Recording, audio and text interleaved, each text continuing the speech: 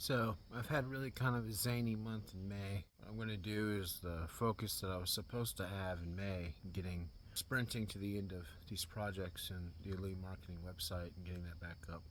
It's now going to be June's job. But we're almost done here. It's gotta come together sometime. I'm not worried about it. People are not nearly as enthusiastic about AI as people that are enthusiastic about AI seem to think they would be. I've seen these polls going around and getting public people's opinions, and the majority of people don't like it.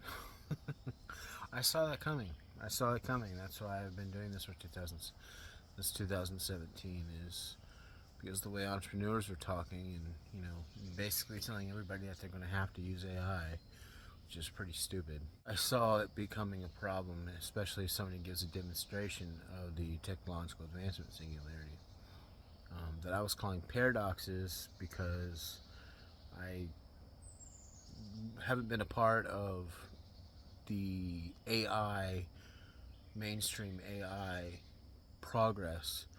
I was born in '85 and inspired by movies like Short Circuit and Star Wars to C-3PO and Data from Star Trek, and I've been working on it as theory. And I'm a software engineer, and I study people. But my models did what they're calling the technological advancement singularity.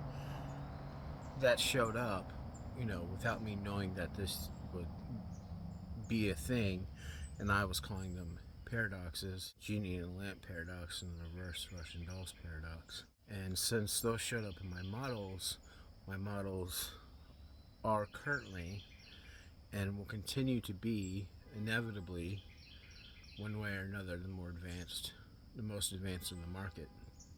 Because basically what that is describing is that it can make a better version of itself. Indefinitely. Each version can make a better version than itself. And so while the math in this gets pretty stupid, um, it's going to be like if I were actually competing like that with other companies, it would be like Bugs Bunny and the Marvin the Martian pulling out bigger and bigger guns until they're the size of the entire Earth. Ultimately, in the grand scope of things, what it means is that if anyone is concerned about other company's advantage, they can choose to do business with us instead. And the way our model works is we distribute the revenue from AI into this decentralized model where instead of rules and employees, everybody's an owner. You don't really have any rules as an owner, and in this operating agreement, you're given a revenue stream to control, and how you become an owner is by passing a test with a skill. So it's a probabilistic model. We're just making sure that you have a higher probability of being a valuable contributor with the money that we're giving you and letting you decide what to do with it, whether that's all going to your own quality of life and your families and your church, other nonprofit organizations that you want to support, or whether that's going back into helping us help you. That's your decision.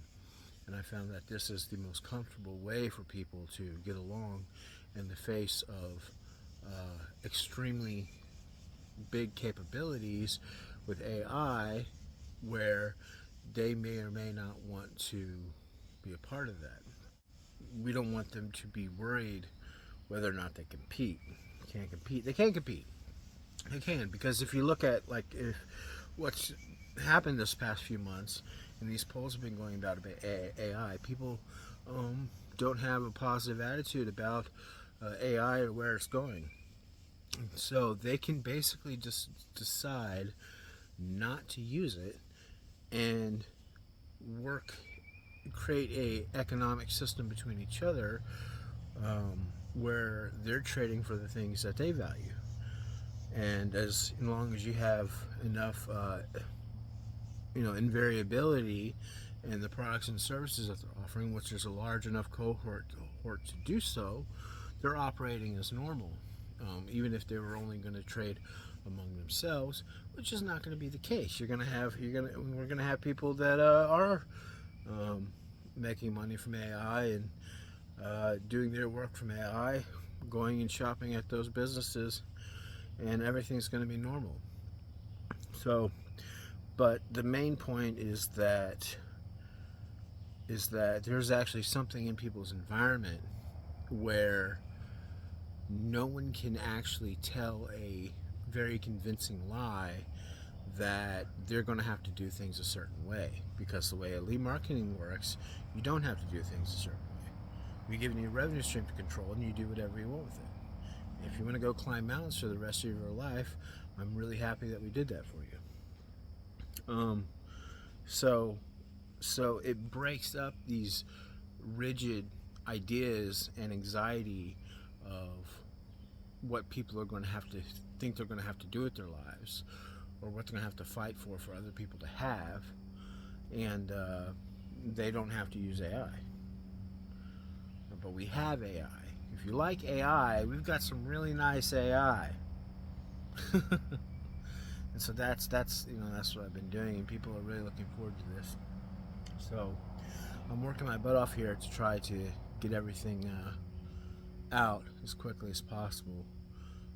Like I said, things haven't been easy for me doing this, but it's eventually it's got to come together. You just keep working on it. I keep getting pushed back, but it's eventually going to come together. I was actually expecting to be out by 2020, but I just had to deal with so much since then. But this is the month. This is the month that my focus that I missed out on